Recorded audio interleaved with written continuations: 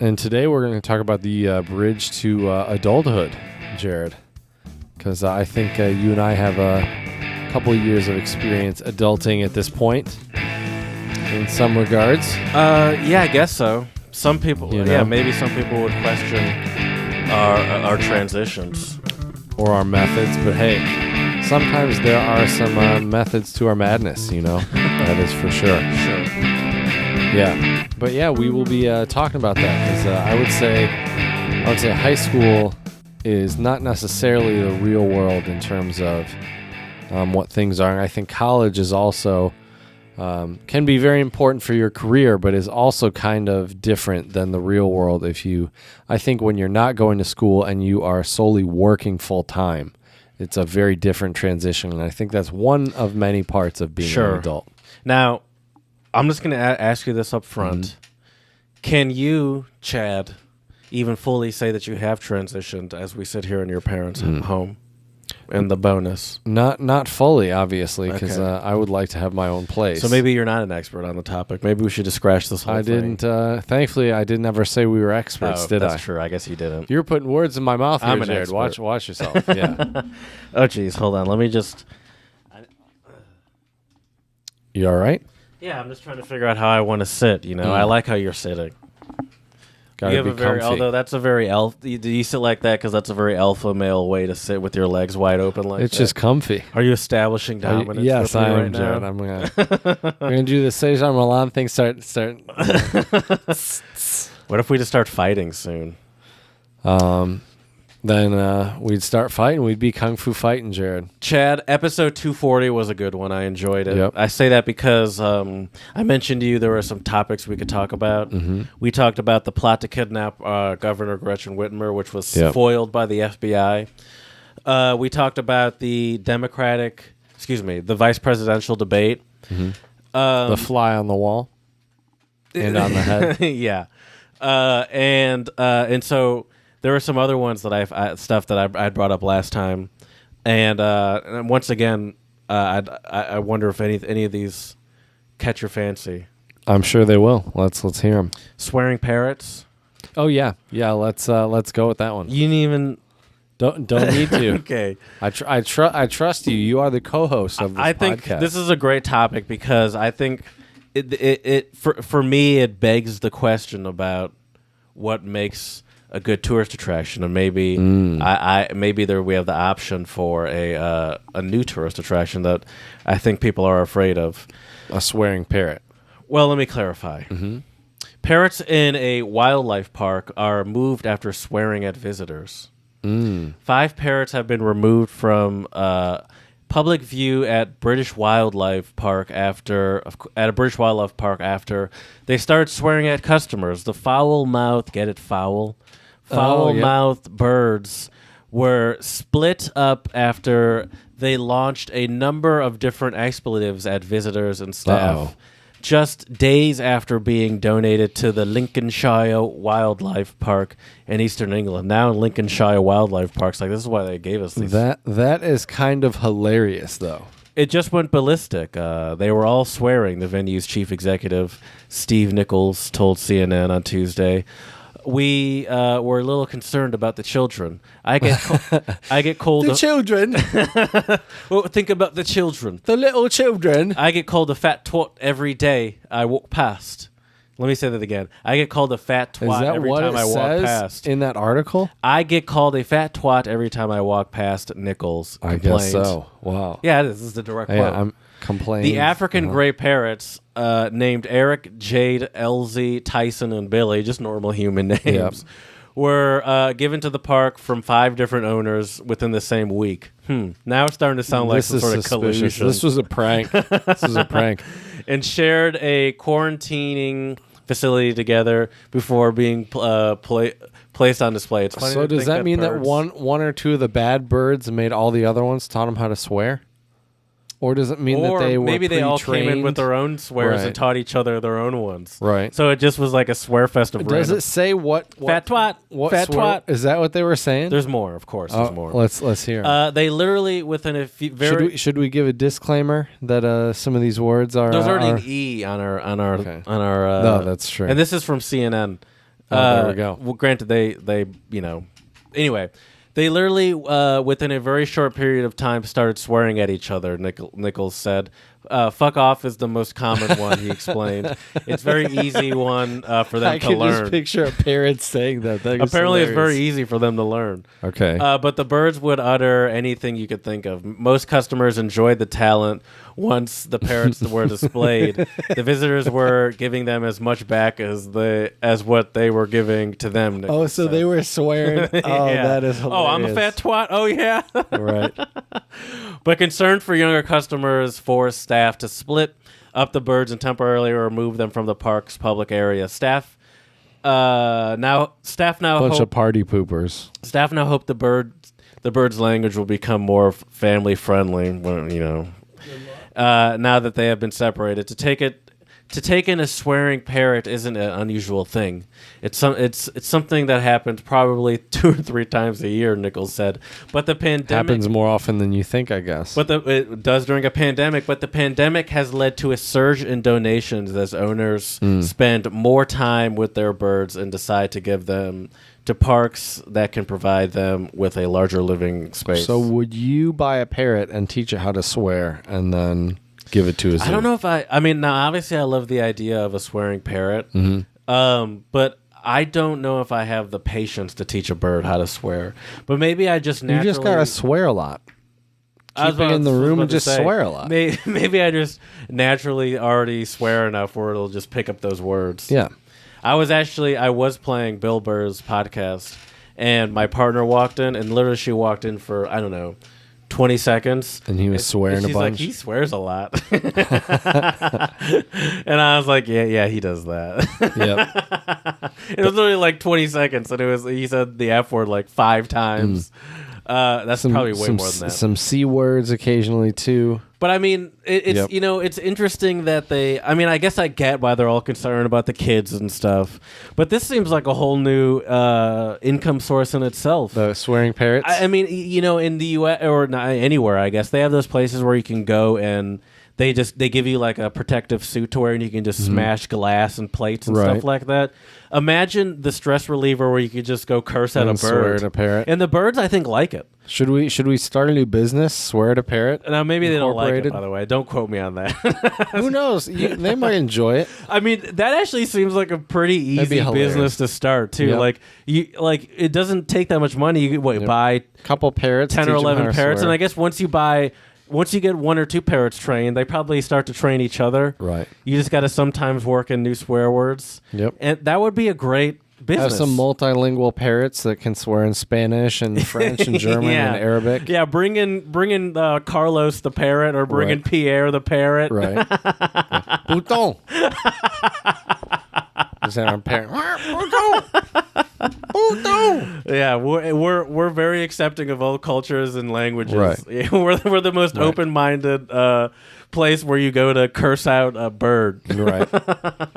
Not even just swear words, but also just insults too. Oh, of course. Well, that's the thing is you could say whatever you want. Right. But if the birds only know how to really say swear words, then that's all they'll say back to you. Right. But you could say whatever you want. I mean, they don't know how to say I wonder how much they sentences. learn though if they hear. Like if we have them, but I think it would still benefit the birds, or the company rather, because I feel like still Swearing what parrots, that is what the hilarious. birds are mostly going to be hearing are swear words. So even common among everyone, that's what they hear the they're most. Exactly. Yeah, so maybe you're they'll right, hear you're right. random threats in there, Right. but still commonly they're going to be hearing the same.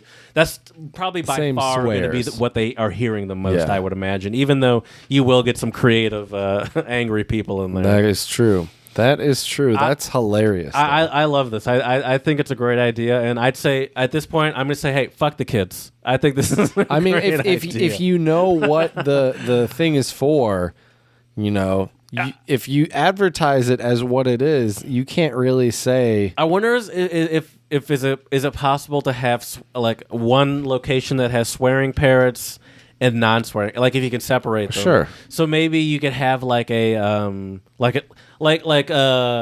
There's a museum in Philadelphia called Franklin Institute. It's kind of a hands-on museum. Obviously, it's for kids and stuff, but they have a bunch of every now and again they'll do events for adults, and they'll have like alcohol vendors, and you can drink booze as you go do various activities. Drink booze and hang out with parrots. And do there's no parrots at the museum, but it's like a science museum, so you can go check out various. Really? You can science. drink booze at a science museum? It's like a kids' science museum, though. So there's like hands-on exhibits, but it's not like you're like if you spill anything, you're gonna like it's like rare skulls from I don't know some crazy dinosaurs or something. Yeah, right. Yeah, it's not like they have people climbing up on like dinosaur bones, riding a stegosaurus. Right. It's not a natural history museum. It's more just like a hands-on. Yeah, as you said. Yeah. And so I could imagine them doing that with the parrots. Where it's like, we can teach these kids about birds because apparently kids need to learn about parrots. But then important also information, we can get the R-rated birds out after dark, right? And just have it as a stress reliever, or even like a, I don't know, maybe you can make it a bar too, and have people like hang out, and as a fun activity, you go, hey, let's go swear at parrots. Did I tell you about the bird show I saw when I was in Bali? Bird show? No. Yeah, I was at. We went to the Bali Zoo, and you saw a bird show. Yeah, dude, it was sweet. Did a bird show. They had 6 or 7 different birds that flew in from somewhere behind where we were sitting and flew into the bird trainer and like landed on the bird trainer's hand. It was awesome. They had a couple different. Kinds of were birds. they like birds of prey? They were all like Balinese birds. Excuse me. Okay. So a couple of them were like, one of them looked kind of like a toucan, but it had like a weird thing on its bill that kind of went up the other direction. That's cool. Was it colorful? Toucans are colorful, right? Well, that one was black and white, more or less. Okay. But had a little color, I think, on its beak. They were big birds? A couple of them were. Okay. Yeah, that toucan one was decent size. I imagine. And there were a couple that were like hawks that were Balinese. Hawks. Sure. Yeah, it was cool stuff. Very interesting. But the swearing parrots would also be pretty interesting, I would say. Okay, so let's keep going through this list of stuff that I have. I think we covered swearing parrots. Okay. Dude, voting is hard. Like, what are you talking about? I'm done. I voted. Did you voted? Voted. You turned it in? Turned it in. I think I'm going to turn it in this weekend. I've been kind of putting it off, and it's not that it's hard. Well, it's not that it's hard. It's everything that has a party next to it is pretty easy, but then there's a lot of like judges and stuff where it's like there's no like it's just a lot of research, and some of them there's no other choice. Some of the sections. I actually, do you fill those out? I mean, yeah. I feel like I don't.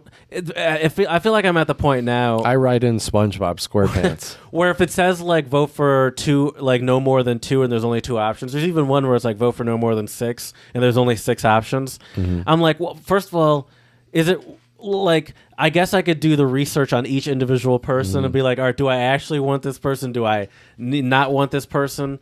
But it's like, does it matter? Right. I guess that's my question. Does it matter? I don't know. You tell me. I'm not sure. And then also, you like a little part of me was wondering, like, why am I voting for? And this is not the first time that I voted, but I feel like it was a little different in Pennsylvania because I just feel like I didn't have as many judges. I don't know, but you also have to vote for like the presidential, or excuse me, the for the board of colleges. I'm like, I don't know who these Wayne colleges. State. Like I've never been to these colleges. All of those people I looked up. Well, now I feel bad because I did too, except for the community college. Oh,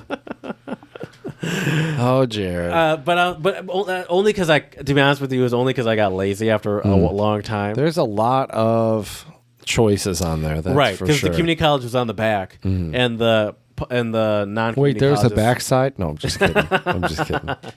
But I think I'm definitely going to turn mine in tomorrow, and I'm gonna. I don't. Did you mail it? No, I dropped it off. Yeah, I'm not that's what taking any risks. Jared. That's what I'm doing. That's what I've done actually for risks. all the elections that I've done here in Michigan. Right. Is they have like a specific box for a ballot box, and I'm going to take it to the ballot box. But voting is hard. Let me ask you this, Chad. Do you think voting should be required? No, but I think it should be more easily accessible and more straightforward. for all Americans. So not required, but maybe make it a holiday. Yep. Or at my place of work, it actually is a holiday. Fun fact. I think it is at my place of work too. Nice. I think. Also, I would say maybe simplify the process to getting registered. Yep. Maybe I think allowing ex-convicts to vote, I think should be allowed too. They are. Did you hear? I don't know if is Snoop Dogg considered an ex-convict? I know he's a felon. My point is that he. What's the difference between an ex-convict and a felon? Well, I think an ex-convict probably also has a felon charge on their record, depending on what put them in prison. So an ex-convict went to prison. Yeah. A felon committed a crime but didn't have to go to prison. Maybe. Yeah. Am I wrong about that? I don't know. I could be wrong about that. Anyway, what do you have to say about Snoop Dogg? This year is the first year he's voting. Okay. He's been really vocal about it, actually, on like social media and stuff. I've been seeing it. Did we talk about The Rock being supporting? Yeah, Biden? we did, and a bunch of people trashed him. Of course, but it's been interesting to see the people that have been really speaking up, or to the point where it's like, first of all, where were you guys 4 years ago? But it's also like, wow, people are. You could tell people are getting scared by some of the people that come out. Did you see what the? I think Sarah Silverman was the one that put it together. But these celebrities cannot help but. I mean, listen. It's their prerogative. Obviously, they're allowed to. But this one maybe was the best. But they're all kind of corny to me. They all got naked. A bunch of celebrities got naked to voted. What? No, I didn't. They weren't actually naked. Just had the fancy little. But they made it look like they were naked. Well, actually, sneaky. Sarah Silverman was naked, but she had her hands over her Bahama Mamas, which I think Bahama Mama is the right name. There's the correct term, I think, because they were all right. But then at the end, it was funny. Actually, she put her hands up and let them loose, but then it got blurred out. But I still find these videos generally corny. So, oh man, okay. Jeez, the LA Times is just bombing me with pop-ups like it's like I just went to some shady site. So some Bahama Mamas. Here, let me just show you this foolishness. Is that Chris Rock? This is a naked Chris Rock, quote unquote.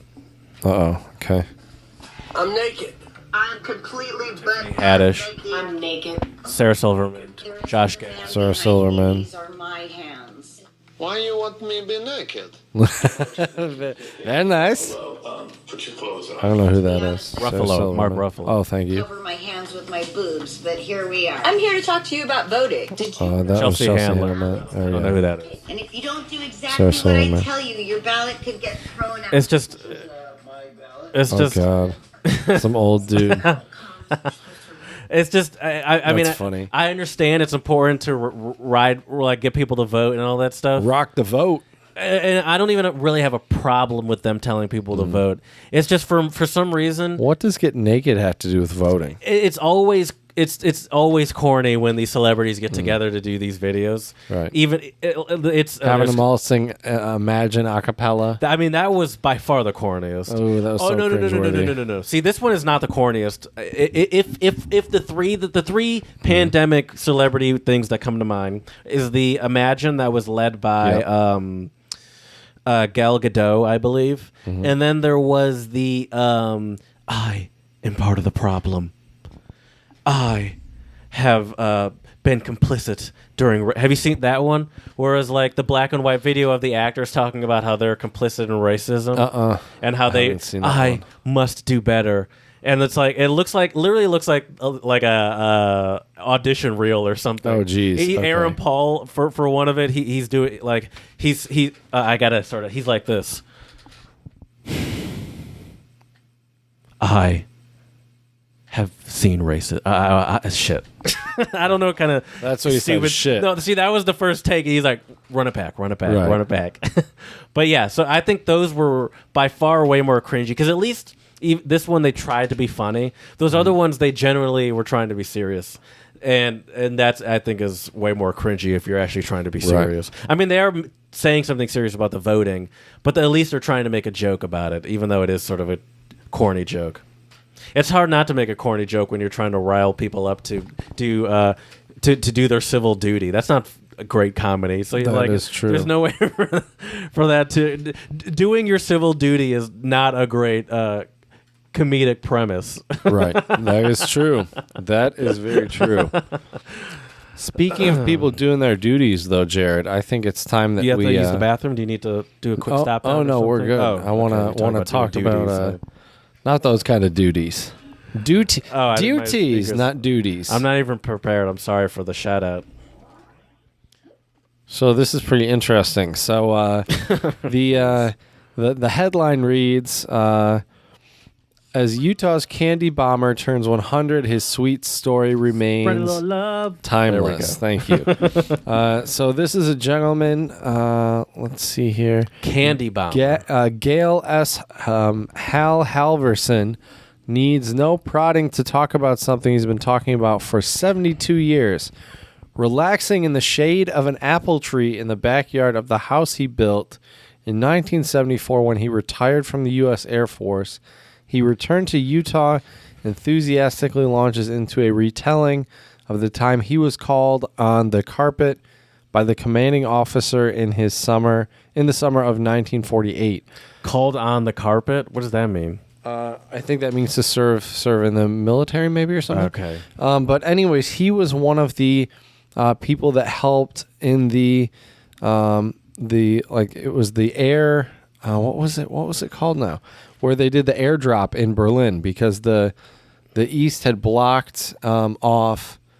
The Soviet Union had blocked off all the roads and streets going in and out of Berlin, and so it was basically they were starving. Air was the only way to get in and out. Yep. Okay. Yep. And so back then he was. I remember that because I remember the different American and European groups would drop food in for people. Yep. I feel like I learned that in history. Mm-hmm. Yeah. We learned it in history class. So, anyways, of course we did. American it's military. American propaganda. Yeah, we saved these poor communists. Right. But anyways, this is pretty crazy though. I mean, just going in and having the nickname the Berlin Candy Bomber is just so cool in a lot of different ways. It's really kind of interesting. Apparently, though, the candy that he dropped was only a tiny portion of the 2.3 million tons of food and Kinder supplies delivered. Well, that would have been I wonder, did they just drop? Oh. I wonder what food they dropped. You think they dropped like American stuff, Soviet, I thought. Or like communist food? No, American food. Sure, that's what I imagine too. Yeah. America. Bacon and eggs, Kit Kats. I'm sure they can get bacon pretty easily. Potato chips. Their bacon over there is different though, man. You think they want American bacon? You can't beat That's American true. bacon. I had bacon this morning. It was. I would. Yep. I would argue. You cannot defeat American bacon. I think it's the best. By the way, call on the carpet means to reprimand someone or to be summoned before one's boss or other superior in order to be criticized, scolded, or blamed. I think that's kind of an untranslatable right there. Oh, that is. Well, so then maybe what happened was he got in trouble for dropping this candy, being the candy bomber. Oh, yeah. They reprimanded him for it. Yeah. Yeah, Halverson. What in the world have you been doing? Gale. Flying like mad, sir. That's a name you do not hear any. Oh, people were during the vice presidential election. Mm-hmm. They had an 8th grader send in a question that they asked the vice presidents, and the 8th grader's name was, I believe, Braden. And Aiden and Caden. And of course, people were joking. Right. And the question was I feel like I feel like both sides are both bad, and they're just going back and forth. And people on Twitter were like, "Braden's a piece of shit" or stuff like that. Right. Fuck you, Braden. F Aiden. Oh no, maybe it wasn't Braden. It was. Excuse me. I want to get it right. It was Brecklin. That's what it was. Oh jeez, Brecklin. Yeah, it was Brecklin. Okay. Where do people come up with these names? Brecklin. Yeah, I don't know. I don't know. Brecklin sounds like a country singer. Brecklin Lee. Brecklin Lynn. Brecklin, get over here, Brecklin. Do you want to do some untranslatables, dude? I think so. I think it's that time. Don't mind me. So untranslatables are idioms, proverbs, axioms, phrases, words that don't translate one-to-one into English.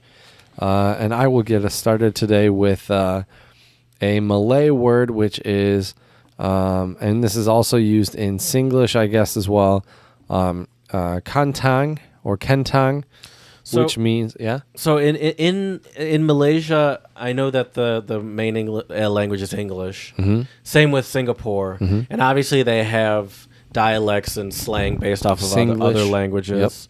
Yep. So Malaysian English and Singapore English are similar? I think it seems like it. Maybe. Yeah, it could be. Hey, I just it's news to me. That's all I'm saying. So this word, though, Jared, it does mean potato. What did you say the word was again? Sorry. Kentang. Okay. Potato. You know, in American slang, potato has come to mean like a cell phone picture, a potato picture. Yeah, I don't. Of course, you wouldn't know that. As I was saying that, I was like, I don't know why, but I don't know why that. I think a couch potato. Well, I think of sure, potato. of course. But that would be couch potato, not just potato. Right. You wouldn't call someone a potato. So a person is a potato? Yeah. Are they like sort of slow, like dim-witted?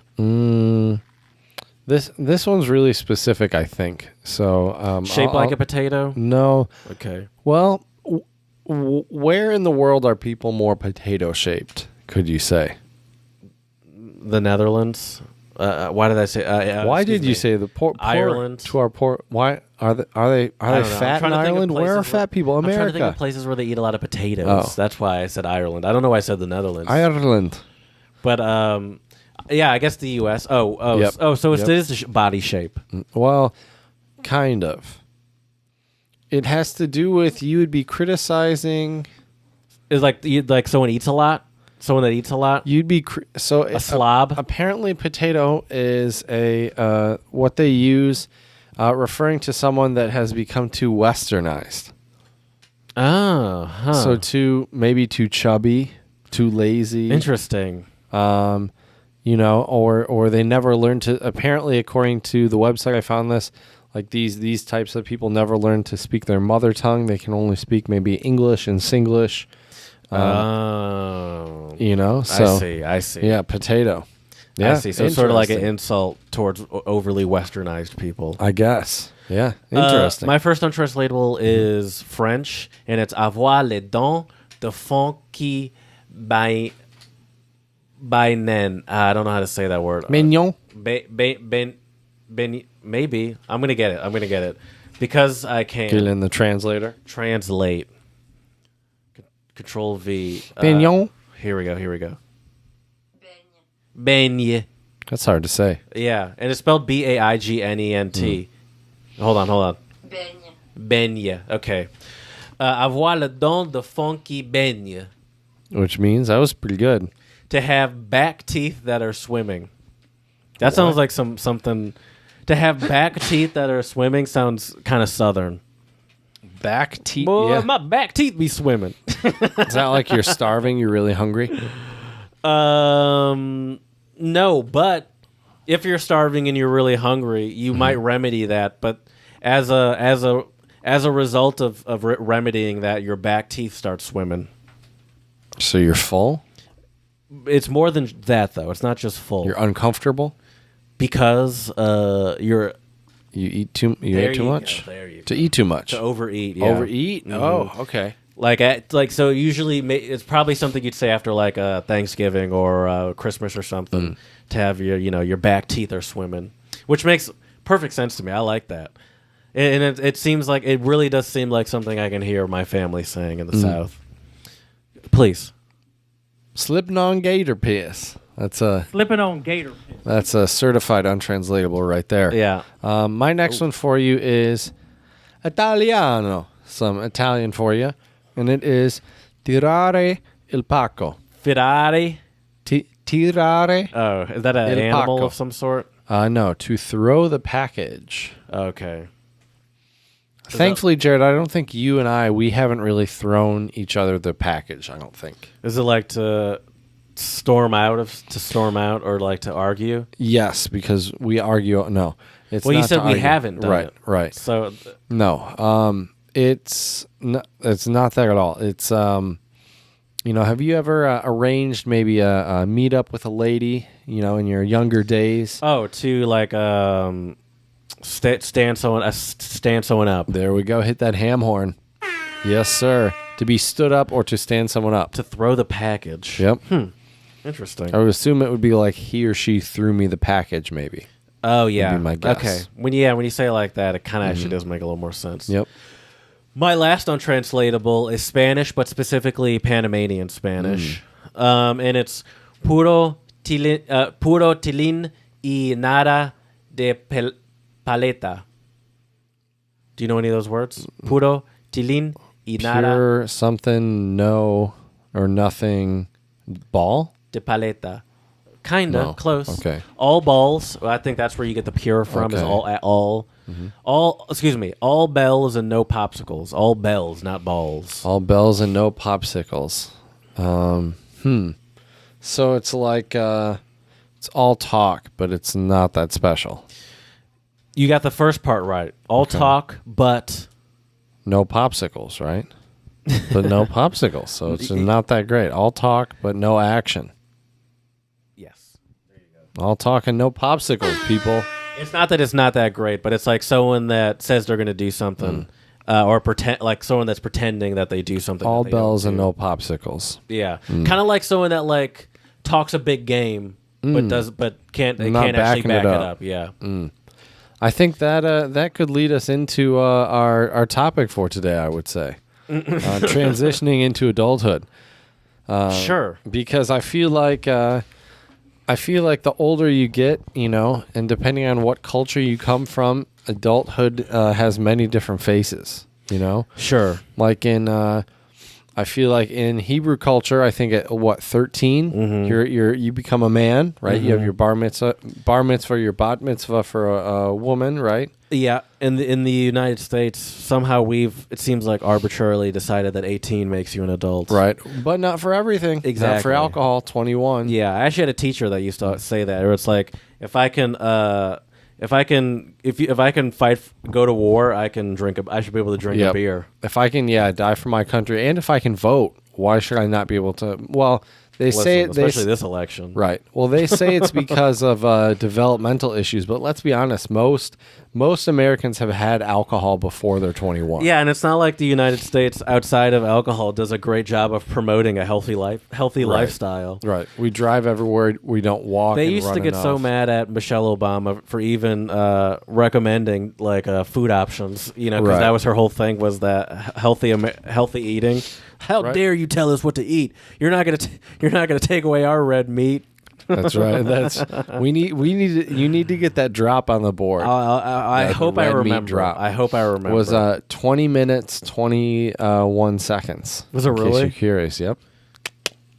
Okay, that was actually pretty. That probably 20 minutes we'll see. 21 We'll see. seconds. Well, this is good because the more we talk about it, You're the gonna more remember likely it? I am. No, gonna the more likely I am subconsciously to find put it it- when I'm editing later. Right. And be like, oh right, I meant to do that. What do you think? So we're talking about 18 is sort of that arbitrary. 18 or Right. 21 is sort of that arbitrary year For adulthood. What do you think it is like in China, for example? Is it later? It feels later. Maybe.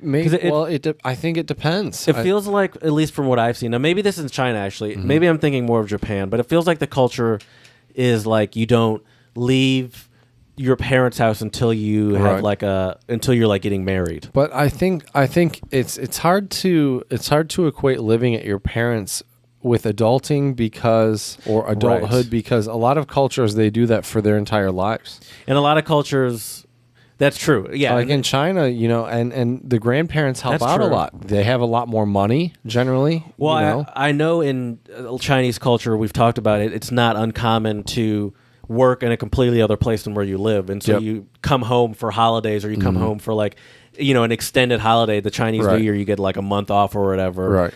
And yeah, Spring maybe you festival. keep your kids with your family or something like that. So yeah, that's true. It's a different way of doing the family. Right. They care way more about their parents than we do here in the United States. Right. Well, I think for adulting, I think a lot of that is making your own money, where you're Yes. not financially dependent on anyone else. And I think a big adult move as well is to have no debt. I'm working really hard towards In that case, getting those most college of loans paid America off. has never reached adulthood. Well, I don't mean you're not an adult if you haven't paid off your debts, but I think that's a very adult goal to have. yes, Yeah. And I really feel bad for a lot of those people that have hundreds of thousands of dollars in student loans and stuff. It's too bad. Yeah. I mean, some of it, not student loans, but some of it is also like self-inflicted, like credit card sure. loans or buying a car you can't afford or something Right. like that. Gotta be pimping, man. Gotta flex. I mean, That's right. I mean, that's another Get thing that SUV. I mean, part of being an adult is flexing to a certain extent, especially here in the United States because we're so job focused and Right. so like, oh, what are you doing? Well, Where do you work? I think that's another big thing about adulting is the job. Yeah. The job aspect. That- You can't be flipping burgers forever. Well, I think. see, I was about to say there is a certain respect level on when it comes to jobs, Right. and it's like having a job. I don't know if I agree with. Well, I mean, I agree that maybe it's not ideal to have a job where you're quote unquote flipping burgers for your whole life, but I don't think that it's fair to equate that to adulthood. Well, I'm not equating that to adulthood. What I meant is unless you can make a steady living flipping those burgers and you're happy, then that's great, I guess. But I just think when I think of like an adult, especially if you eventually have a family, you're Yeah. going to need to make more money than just flipping burgers. And you just need to have bigger goals in life, I think, than being if you like actually working in a kitchen, become a chef. Yeah. Where you work at a higher end restaurant or something, or you know what I mean. My I think. first, when I realized that I was transitioning to an adult, was during college, but not in college. It was Right. internships. So before then, like the jobs I had were like early college and I worked at a golf course. I worked in a warehouse a year for a summer or two. Like that kind of stuff. But then there was a clear switch, like later in like maybe around junior year, whereas like now I'm doing like internships like in an office, Right. And I was like, and that definitely. So in that sense, I agree with you because that for me definitely felt like the transition moment where I Right. was like, ooh, I'm no longer in the warehouse. I now have to put on khakis. Right. Well, even for me, it was really when I had the Fulbright, when I was teaching all those hours, and that's all I was doing. That's when I Yeah. realized, like, holy shit, like all I'm doing now is a job. Like it's different. It's different. You're right. It's different when you're in college or even in high school. I think when you graduate high school, then I think you transition to an adult. Maybe not faster, but it's a different transition than going through college. Because Yeah, I think 'cause college is kind of like a Still have buffer. a level of coddling. Exactly. Even though you have loans and stuff, you're not Right. concerned about them at that moment. Right. You don't really have. Well, that's. Not That's necessarily true. As I said that, I was like, that's not really fair. Right. But I do think college is a different. Like when you're. I don't know. It's I agree different with though. you. It does. It's just different. It does feel, but you're coddled. I mean, Right. Exactly. Even if you do, I mean, a lot of people have to still have jobs, and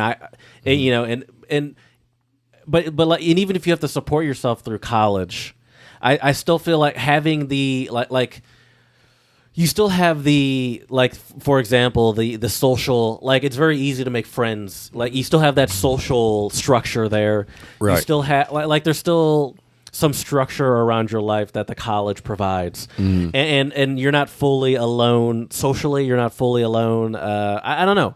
It just, even if you are supporting yourself, it's mostly, I imagine, if you do that transition now, like straight out of high school, maybe it's a little different the older you get. Like, obviously, we mentioned Gap years? The woman that was in our German classes when we were in college. Obviously, that probably doesn't apply for someone like her that's lived a portion of her life, and she was probably in her 40s or 50s. I don't think she's like, I feel coddled here, and this is a nice transition to really make sure I'm, But still, I don't know. I'm speaking for myself. Let me just speak for myself, and I'd say that it definitely feels like there's a level of coddling in that aids in that transition. But there is still a level of you still are by yourself. You still have to, this is the first time you're sort of around alcohol to sort of and you're away from your parents if you live away from your house. And so you have to make your own decisions to a certain extent. Right. And not only do you have to make your own decisions, but you have to, I think moving out is a big part of it. And I have to say it's also a big adjustment if you do have to move back. Trust me. Oh, I can imagine. Yeah, it's a big adjustment. I feel like for me, the big move was one of my first internships to Pueblo was in Colorado. Yeah. And that was weird because that was like I paid my own rent. That was the first time I'd done that, and I was still in college. And then that the paying rent, I guess, wasn't weird, but just being like kind of dropped in a random state, and be like, all right.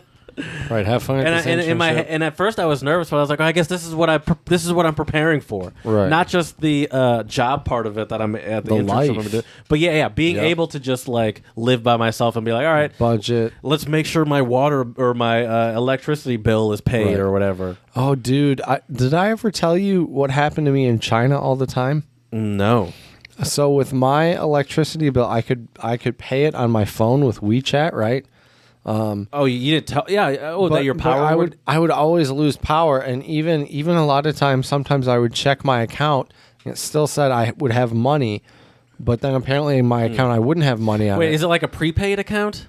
I don't know how the hell it works over there, but all I can tell you is the power would go out. I would pay it on my phone. Half an hour later, it'd be back on. Which makes no sense to me because I don't even think that's how the system works in the U.S. Yeah, I have no idea. Like they can't just turn off your power like they can. Right. But like if you miss your bill, it's not like your power is just going to turn off within like a day or so. Right. Like they probably have to contact you. Right. If you didn't pay your bill in the U.S., I imagine it would take like 3 months before they'd actually, at the least, it would take months, like 3 months before they turned off your electricity. But see, that's the thing, dude. Like when you move somewhere, you have like all sorts of stuff like that you have to learn how to deal with. Right. Which I think is another big part of being an adult.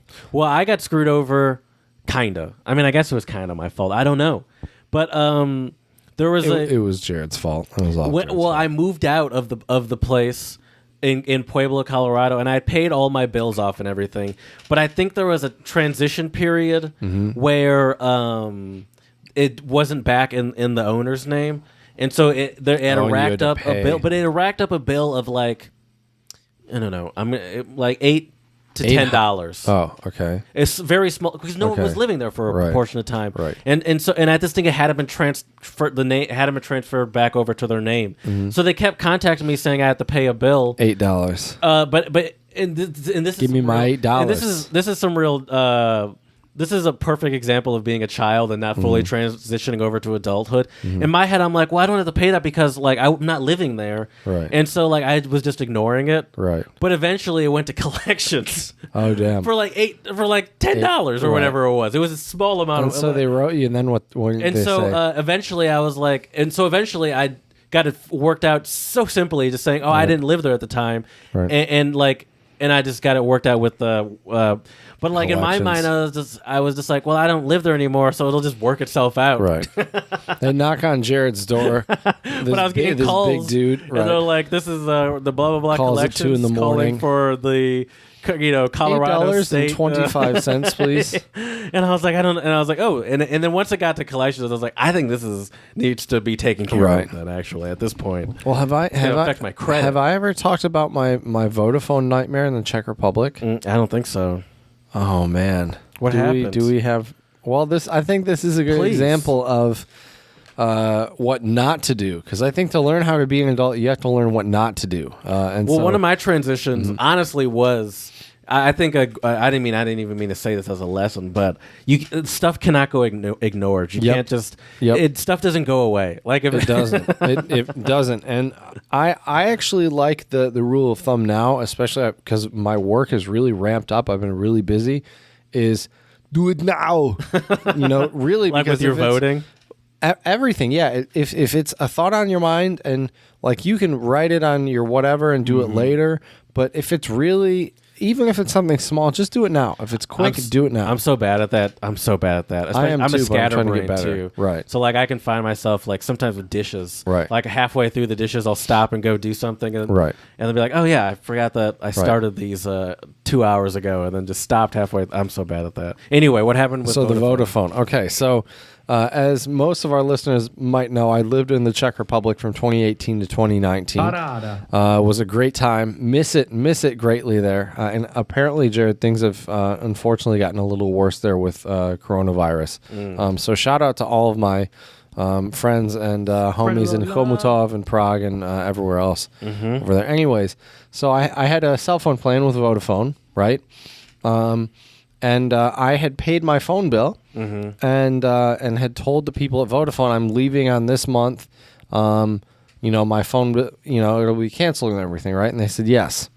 And came back. English was fine. This was in English. Yep, this was in English at the store in Prague. And you're in Prague, I guess. Yep. Okay. Yep. And then I came back to the States, and then about a month and a half later, I get this email saying I owed $150. And I'm like, oh, okay, I wasn't there. I wasn't using my phone. I was told. Since had you turned on the phone or anything? Nope.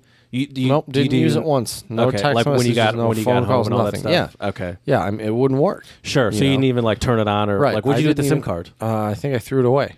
Oh, really? Yeah. That's some real Jason Bourne shit. I don't think I've ever thrown away a SIM card. You break it in half and you eat it. Swallow yeah, it. you eat it. You feed it to the pigs. You go somewhere. No, but anyway, so I wasn't using it at all. And I ignored it. I was like, F this. Classic. I'm not going to pay this. Yeah, I ignored it. Been there. I ignored it for about 2-3 weeks. And the companies certainly don't forget. Yep. And then I got another email, and then they had what had happened because it was a cell phone bill and it wasn't canceled. They added on another month. I imagine Stewie from Family Guy. Where's my money? Right. Right. And so eventually it got so Wait, bad. so you saw them add on another, and you still left it then? And I was like, this is stupid. F this. I had contacted them. And get this. And they just said you had to pay. Get this. The Vodafone people, when I tried to contact them on my website, because I was out of the country, I couldn't verify my account with like the password because my cell phone didn't work. And so I tried to call their... So this was just a nightmare. Oh, so they had to like send you a code to that phone number to... Or something? Well, so basically I couldn't access my Vodafone account, okay? I tried to reach out to their customer support via email and also on Twitter. And no help really at all whatsoever. And basically they said, well, what happens now is it's really between you and the collections agency. And you know what the collections agency said? It's between you and Vodafone. So you just let it go. So you can never go back to Czech Republic. There's going to be agents waiting for you at the airport. Wait for it. About 5 months later, I had a couple friends of mine in the Czech Republic go and try to get it sorted out to no avail. I thought you were also, say, agents came up to my friends in Czech Republic and asking about you. No, and so they tried to help, and unfortunately, we still couldn't get this fixed. But I was able to cancel. I canceled the account. Right? I canceled the account, and they sent me confirmation it was canceled, and then I left it at that because I was like, if you guys want this money, you're going to have to work for it because F you. And so anyway, so then a couple months later go by, and then I get an email from Monika, was her name, and this friendly Czech woman, Czech lady. And so I've been watching too much Bill Burr. Lady. Yeah. Anyways, and she said if you do not pay the fee, you will there will be like you'll have to go to court. basically. And I was like, well, I'm not going to go to court in the Czech Republic. And so I ended up at the end of the day, Jared, This sounds so unlike you. at the end of the day, $150 turned into about $300. That you still never paid. I did pay. You paid it. I paid it. Yep. Okay, that's I'm still terrified. Like, I'm terrified. What if I go back to the Czech Republic one day? You're fine now. You're fine now. Now that they got their money. Yeah, that's all. But they care I was about. just like, dude, like, why? Like, that was so much money that I was not using their service. Yeah. I had told them about it, and the lesson I learned is get it in writing. And they should be able to, and they obviously can see that hasn't been used since, didn't use any data. If they actually no text, cared nothing. to like track it back, they could clearly see when you said it and that the phone hadn't been used since that day. Yep. But it's not worth it. Not how they make their money. Yeah. Yep. Yeah. I didn't have a similar thing happen with Comcast, but I could be in a similar situation because when I left Philadelphia, I canceled it. And I paid the last bill, and then like a month later, I got a bill in my email. That's always how it works. But I was like, well, how's that possible? Like, I canceled I specifically remember paying the last one, and then I canceled it. Right. It's like, so I don't even have an account. But somehow I still could log into my account. And I was like, yeah, no, I'm not paying it. And then just never. Right. And I don't use Comcast anymore, so it just hasn't come up. I don't know. They might have fixed it because maybe they realized. Yeah. But yeah, it's. But I will say that's a big thing that you don't learn in school really. There's a lot of. I think that's also the other part of like transitioning into adulthood is. There's a lot of just life things you need to learn. The most practical thing I learned in school about transitioning to adulthood was how to write a check. And then that immediately became obsolete by the time I got to middle school. Although I still write checks occasionally. The only time I don't anymore, the only time I did was to my piano teacher in Pennsylvania. Right. I write out like $1 million checks for our Untranslatable podcast. What do you think? What do you think are some useful classes for students to take today to prepare them for adulthood? If I could go back, honestly, I would take some type of class on finance or if they even offer a class on like money management. Yes. Like how to set up a budget, how to actually live below your means. Investing. Right. That's a big one. I still don't know a ton about that. Taxes. I know it's boring, but it's important. That would be a super boring class. But right. I make this joke every year, but every time I submit my taxes, I'm always just like, well, I guess I'm shrugging for those listening and watching us on YouTube. I'm always like, let's hope I did that right. well, I mean, I have a guy who does my taxes, but we pay him good money. Look at this. Chad has a guy. Yeah, Chad. That's another part of adulthood, though, is getting those connections for certain things you need in life. Yes, and admitting when you're better off just paying someone to do it for you. I mean, eventually when I get my own place, my own house, I'm gonna need a plumber guy for sure. Well, speaking of which, what happened to like they used to? I mean, this was before our time, at least before my time, maybe. They used to have like home ec classes where I took a couple in middle school. I guess I did take it wasn't wood shop specifically. That would be a fun class. But I did take like a shop. I don't remember what it was called, but it was in Germany actually, and it was like a quote unquote shop class. We worked with wood, but we also worked with like plastics and stuff, and like different forms of like heating it up and melting or cutting and like building different things. So I did sort of do a little. I was terrible at it, dude. I'm so bad at anything that has like sort of an artsy touch or anything that involves like I don't have a steady hand. I don't have a good eye. I don't know. I'm also that kind of person that's like, if I'm writing something out, I might mess it up and it'll be like really big at the beginning, then small and curving up at the end. Yeah. I don't have a good spatial perception. Yeah. Maybe that's what they could teach us for better adulthood: spatial perception. Right. Do you think you? Do any other classes?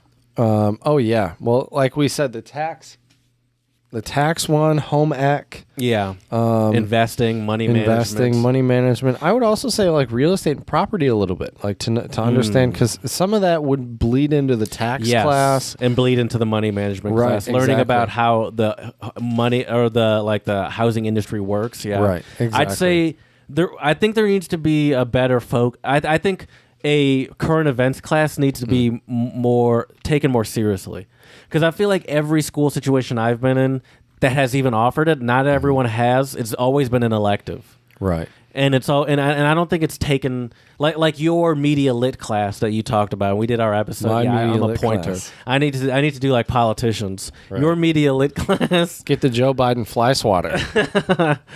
Oh my gosh. Yeah, I think like a media, but the thing Media is, lit classes are great. how would that work in a time like today? Who do you trust? That's in a why time you. like That's why today? you need the media lit classes. That's true. I guess you gotta trust That's why you someone. need them. Yeah, I would say another class, believe it or not, on time management. Interesting. I think- I would say people management, Sure, that would be because an I think important that's one. something I really struggle with. Do you want And to start a university, Untranslatable University? yeah, untranslatable U. Mm-hmm. UU. I was the W, but it's W, UU. but it's UU. That's great. I was joking. I forgot what I was gonna say.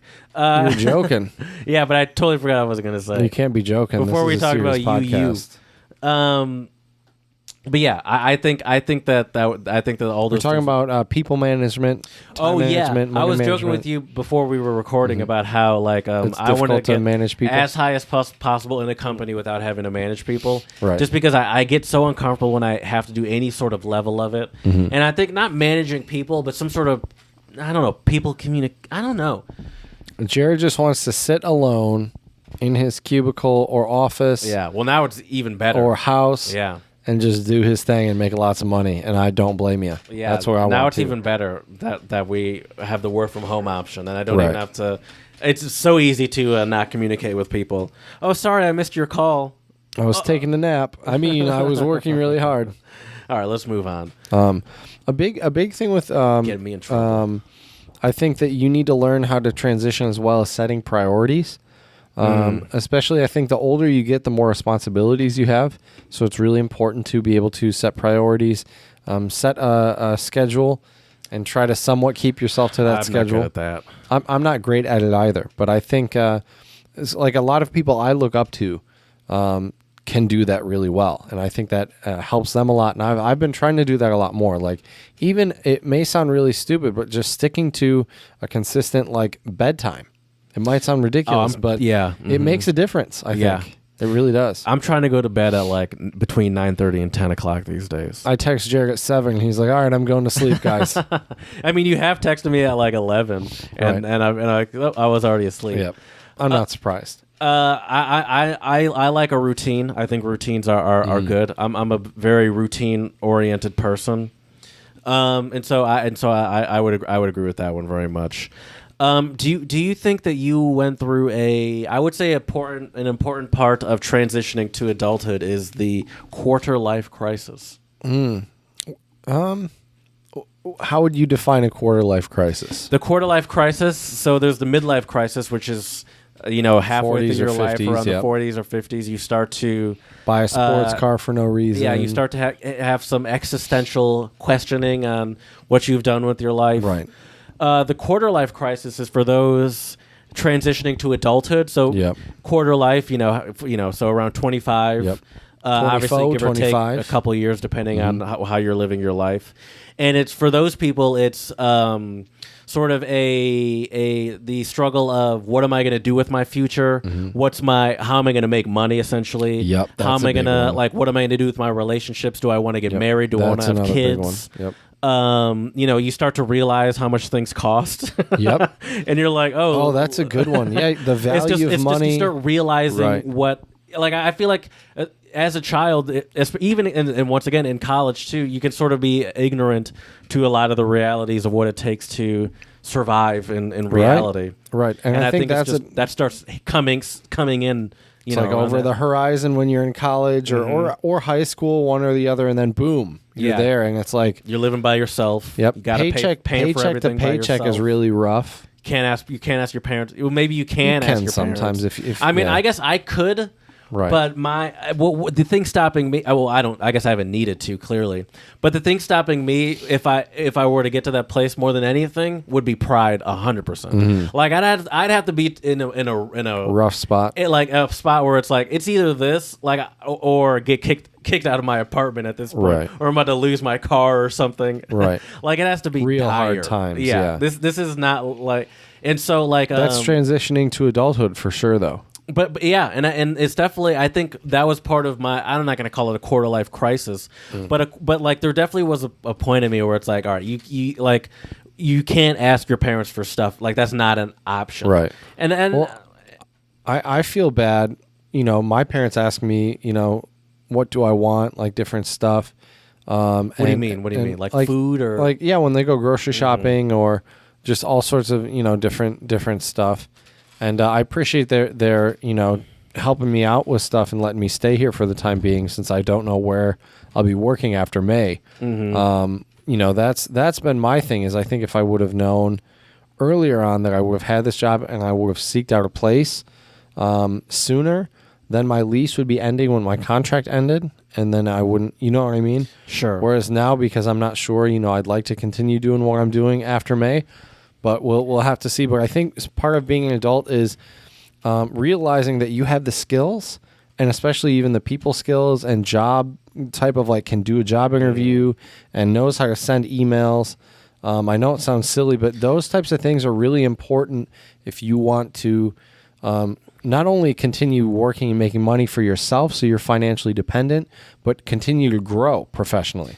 Yeah, developing those professional skills is an interesting one, because sometimes, like I see, especially people my age, how they around my age, how they act at work, and I'm like, ooh, I wouldn't do that. Yeah, or it's like, or how they talk, or like. For Although example, Jared swears all the time at work, everybody. Well, it's all not the even a time. swearing thing. I mean, people. I've been at companies where people swear a lot, and I've never been a swearer at work. Just because I don't know. We don't I find swear it a weird. ton on the pod, even. I don't think usually. Yeah, but I mean, spend 30 seconds in my home, and it's an interesting. It's because you're watching Your Mom's House or Bill Burr. But what were we talking about? Well, what were we talking about? Oh man, you're supposed to be the one that I'm the that anchor. Yeah. You're The root. Let's see. Quarter life crisis. Yep.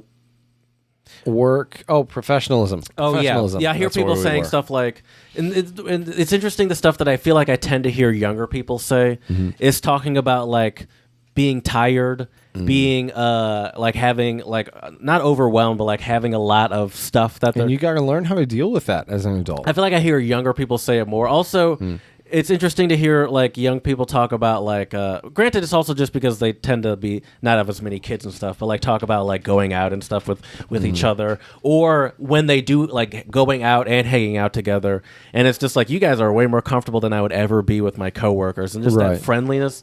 Sometimes I find weird, and I feel like that was a transition that I sort of had to make this. I mean, part of it was my parents, I guess, drilling that into me. But, like, I had to make, like, this decision where I almost have, like, this work alter ego, you know? Right. I don't think that's a bad thing. I like to keep a separation, too, between private life and work life. And I will say, I have loosened. As I've gotten a little more... Getting a little loosey-goosey, Jared. As I like understand the work structure a little more, and as I... Also depends on the people I'm working with. Like, some of it is slightly adjusting to who I work with. Like, you don't want to be also the weirdo who's so, like, siphoned off from the rest of your team, or they're like, we don't know anything about that guy. Speak for yourself, Jared. So it's always... To me, it's always like, all right, match my team and then, like, pull it back 10 to 15%. Okay. From what they would, keep it a little mysterious. I don't. Yeah, you love mystery, don't you? You love always to surprise people and I do like surprises. Surprises are great, dude. They're catch wonderful. people off guard. I've caught you off guard a couple times. I guess so. But we try to keep it 100% professional here at the Untranslatable Podcast. Keep it 100. That's right. No personal stories here. No having fun or jokes or laughing. This is all pure. That's right. Pure seriousness. But all jokes and all seriousness aside, I think another aspect of becoming an adult and transitioning to adulthood, like you mentioned, was relationships, but also being able to manage when relationships go sour, because it happens. And And are you a good enough person to at least be civil with that other person? I really can't stand people who will like post egregious things about their exes on social media or whatever. I love it. I don't know what you're talking about. But I think it's childish. Like of course. But it's very entertaining. Like it's not. Well, sure, it's entertaining for you because you're not involved at all. I understand what you're saying, but I feel like being more of an adult means handling your relationships with respect and with dignity. Yeah, clean. Mm-hmm. Not making it messy. Being transparent with people as well, I think, is another part of hopefully becoming an adult. Yeah, being honest with what you want. Right. That's hard. I'm not good at that. Yeah, and also saying no. I think as an adult, it's paramount to know how to say no. Paramount. Yeah, I don't. It's huge. I'm not great at it. I just ask Jared all sorts of questions throughout the week just to test him and see if he says no. He always says yes. Well, see, I'm not great at it with the German things. I have not shown up. Some of it is work. Well, you've been busy. It's not some a huge of it's deal. work, but some of it's also like it's. I could be on your ass more probably. Like too. some of it is just like it's easy for me not to do it because I'm like, I'm gonna have to talk German to strangers. I'm still thinking about these breakout rooms. I'm not even kidding. So far, we haven't had them. So lucky for you. Oh, really? Have you tried to do it again? To do them again? Because she's the host. So right. The hostess with the mostest. Has it been a problem? No, we've had like 5-6 people. It's been fine. Sure. But I always feel bad because she asks me lots of questions and I don't want to monopolize the time. Well, but she goes to you because she knows that you'll like speak. But you won't just respond. You'll like keep the conversation going. I try to. I feel like that's a good skill to develop. But I feel like some of the other people like. That's why I was saying the problem wasn't the breakout room because it's like it wasn't that there wasn't opportunity for people to talk. It's just that for whatever reason it was, they weren't like contributing, Right. And that's why I was so nervous about the breakout room. It's like, now I got to lead a conversation in German with a stranger. Yep. Learning those leadership skills, my man. That's useful skills to have. But I think another part of becoming an adult is kind of like leveling up. Right, you're gaining more experience. You're gaining more confidence, I think, as well. The level up. Yeah, you're moving upwards. Yeah. And I think that's a big difference. Is that when you're a kid and a teenager. Do you enjoy being called sir? Yes. You do. Actually, I prefer I say no. It's actually Lord. I correct them. It's Lord. You what you can do, Jerry? That was a serious question. You can buy like a. I forget if it's just a small plot of land in Scotland, basically enough for a tree, and then you're technically a lord. Yeah, I saw that. I've thought about it. But if someone calls me sir, if it's I don't feel like I deserve it. If it's a younger man, I'll call him sir back. If he calls me sir, that's a nice move. Yeah, I'll call him sir back. Sometimes I think I overly drop ma'am. Only because of my southern roots. Do you say it with a southern accent? Ma'am. You should. But sometimes when I do it here, meaning in Michigan, people don't like adults don't like it. Ma'am is my mother. Yeah, it's like, how old do you think I am? Right. It's like, I don't know. It's just that's when you say something outrageous, like 76. Yeah, 85. Oh man, 102. Which is something you would never do, but I wish you had those sort of balls. That would be maybe that's another part though. Of someone becoming an adult is developing, having those when to huevos. not make the joke. Oh, and well, sure, of course, having the sensitivity. And the knowledge to not make the joke. No, I don't think that's being an adult. But also knowing when to make the joke. I don't think that's being an adult. No. I think maybe that's being mature. Do you think? I think a lot of these, you're right, are more just being mature than being an adult. How do you feel about the phrase adulting? I think it's kind of funny. I get annoyed. I think I've used it in the podcast. I get annoyed when people make it seem like being an adult is so hard. I feel like I agree with you. Yeah, like that. I feel like that sort of that bothers me a little bit. Well, that's because you're arguing an adult, Jared. Yeah, but adults say adulting.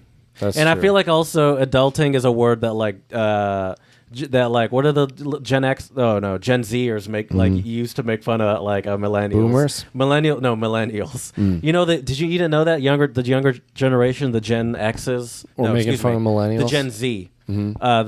They hate millennials and they make fun of millennials like on TikTok or whatever. They can come get it. Millennials. They always millennials always be talking about it's wine o'clock. It's like sis, you have a drinking problem. Well, maybe they're not wrong. I'm not saying they're right or wrong. Maybe they're not wrong. Saying, but that's those popular talking points. Where I think the tricky thing to transitioning, at least what I noticed was I think like when you graduate, it's just a whole different feeling when you're in high school or in college, and you're still taking classes, and there's still kind of that set time period where you like everything's kind of taken care of, right? Sure. But I think after you're done with that, then you kind of realize like, holy shit. Yeah. Like I am responsible for myself. And I think the good thing about that situation was I had little to almost no money at that time for myself. So I didn't have like money really. Without any money, it's really hard to get into a lot of trouble, I feel like. True. I mean, it's not impossible. Or maybe it's easier to get into a lot of trouble because you don't have a lot of money, and if you but I didn't have there's anything an to emergency. Yeah, that's fair. I don't know. Like there was nothing to do. Right. Like even the prospect of like getting overly drunk or something wasn't really realistic because it's like I don't really have enough. Maybe I could do that once. Get some burn nasties. Yeah. Go crazy. Or some, load up on Mickey's. Right. Oh, that would be terrible. But yeah, well, I think I'd prefer a 40 to a Burnett's for sure. any day. I would agree. I would that. probably enjoy a 40 right now. 40 would be Burnett's, good. I would throw up. Probably on first contact with my mouth. Right. But I think the biggest transition is also when your responsibilities really become the forefront of your life. I think when you're a kid and and your parents are doing a lot for you or your family or whoever, I think a key to really transitioning is I think it is important to move away or live on your own for a while. Sure, yeah. And as much as I love my parents, I'm not trying to stay here forever. Once again, that's not an insult. Right. You don't have to apologize for not wanting to live with your parents for the rest of your life. Yeah. I mean, that's definitely crucial to transitioning to adulthood because you need to know what it means to not have someone to rely on for everything you need. And it's a good feeling to rely on yourself for what you need, Yeah. I like being an adult.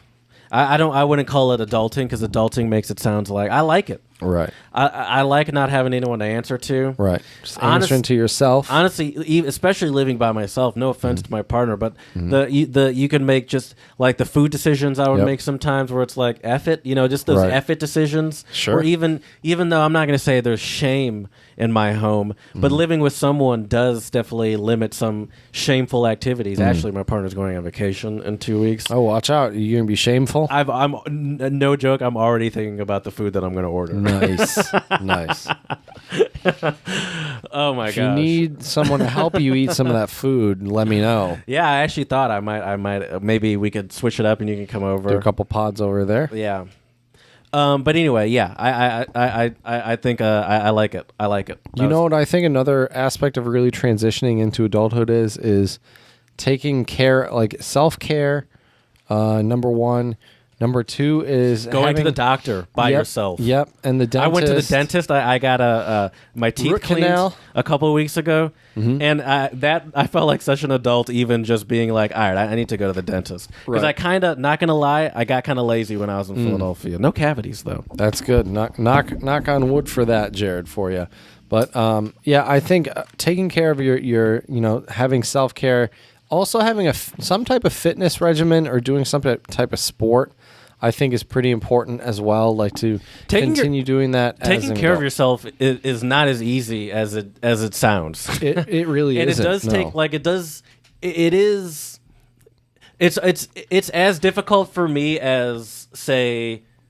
It's a similar sort of difficulty to me as like keeping my place clean. Yeah. Where it's like it's never ending. I feel whenever you feel like you're there, it's like no, you're not there, and it's just, there's always more to do. And it really does. I don't hate to say it, I guess, but how someone presents themselves and how someone is taken care of and put together does say a good bit about someone's personality. Oh, absolutely. Especially as an adult, like how someone takes care of them, treats themselves. Absolutely. Self-care, although, is not just like physical too. Obviously, it's mental health right. And not eating even healthy, therapy, getting enough sleep. Yeah, doing what's right for you. Taking care of yourself mentally. Yeah. Sometimes, it's easy. Sometimes on the weekend when I was younger, I don't even do this anymore, but when I was younger, in Philadelphia specifically, I would commonly stay up till like 3 in the morning on Friday and Saturday. Chilling like a villain. Just because it's just like, Why not? I got nothing else to do. Right. You know? Right. Or it's like I could sleep. I have nothing to do tomorrow. I can sleep in until whatever time I Right. want. So I would just stay awake for no reason. And now, I mean, I guess I kind of have stuff that I do. Like I come to your place, I got to watch Formula One early in the Right. morning. But it's just like Priorities. and I also felt like for some reason, I felt like it was lost time when I was. So it was like if I would go to bed at like a normal time on a weekend, it would be like, well, what's the point? Like this is good. This is good living time right now. I Right. could do stuff. Right. What's the point of me going to bed so early? Or it could be prime sleeping time.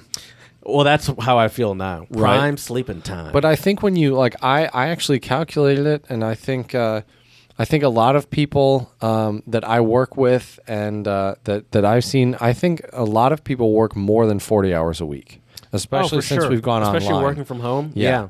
And so I just think of too, I find it when I even get to the weekends now, like I stayed up last night till midnight and I was pretty tired, but like it gets around 10 o'clock now and I'm exhausted. Yeah, same. Yeah, I'm with you. Yep. And I feel like I cherish my sleep a lot more. Part of that self-care thing. As I mentioned to you Right.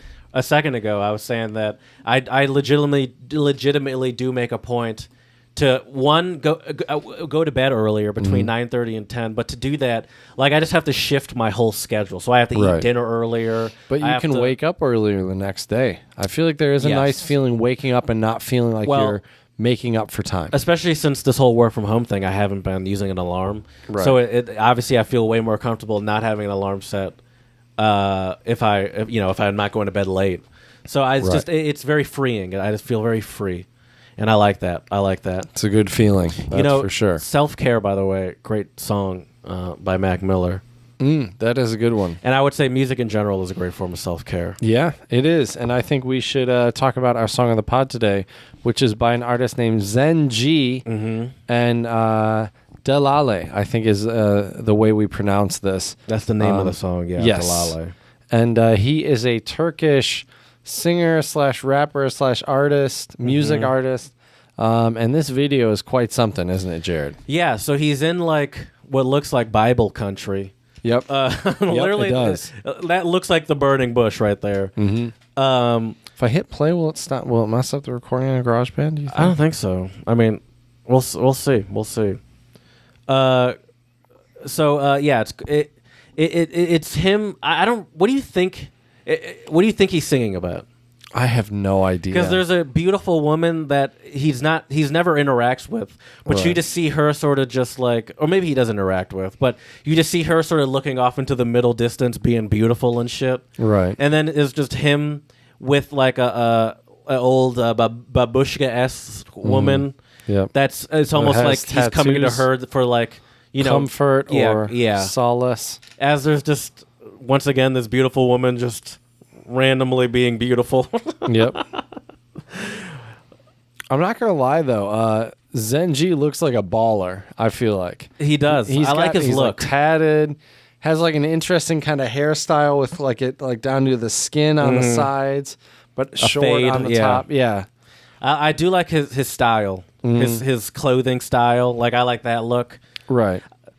Yeah, Yeah. It's a good really like it bumps, but Turkish the way it sounds with it just I've never heard anything like it, but it's fantastic. I have no, and it doesn't really. I actually said this about French too, but it doesn't really sound like it can rhyme.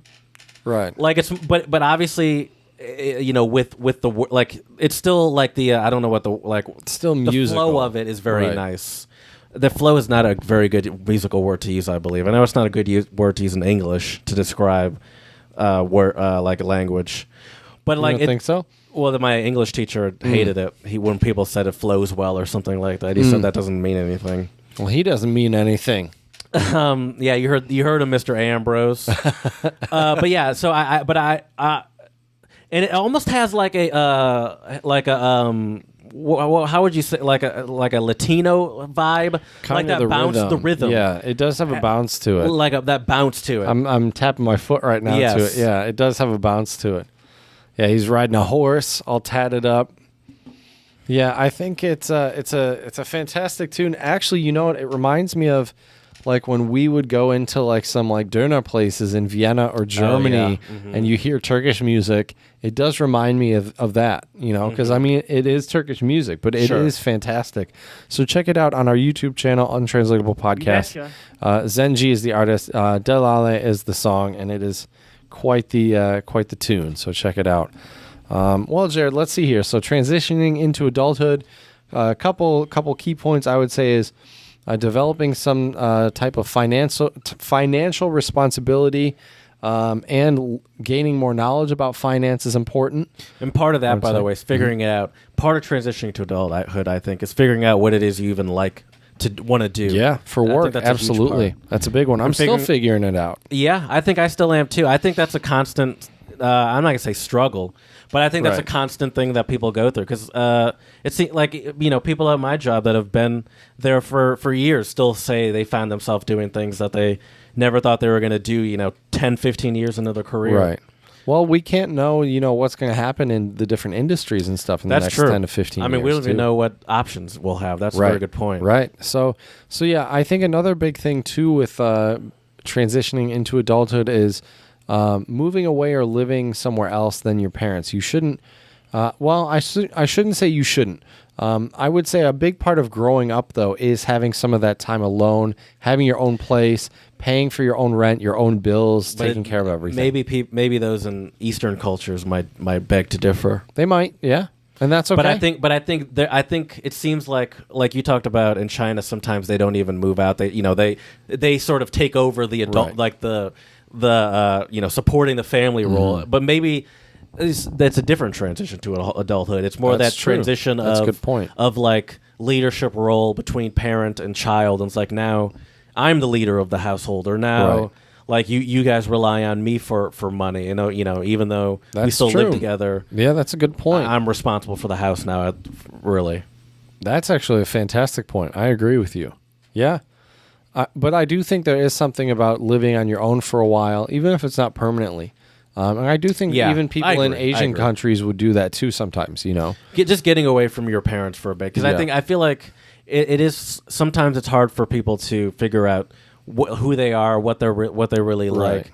Because most of what they, their personality is just shaped by what their parents or siblings or whatever feed them. Right, sure. So I think and I also think if you have the opportunity to go abroad for work, I'm not saying that's an aspect of a transition, but I think it can be very beneficial. It's a good way to, learn about yourself. Yeah, oh, absolutely. I mean, there's nothing more humbling, I think, than when you land in another country and you don't really know anybody. And, it's a wild ride.